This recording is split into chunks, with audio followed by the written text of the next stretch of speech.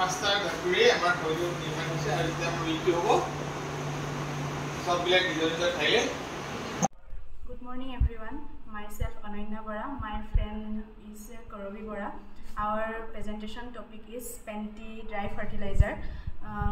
So it is basically Spenty mane hoise jitu ami regular sa khao tar waste product or pora ami eta dry fertilizer banaisu.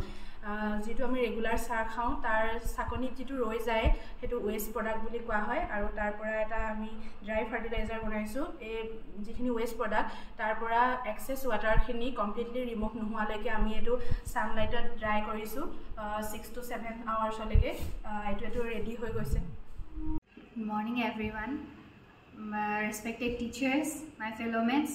Today I Zarin Hat Hussain going to present the topic of presentation that is tea cosmetics.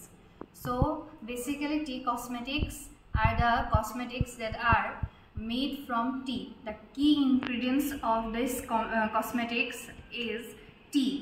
So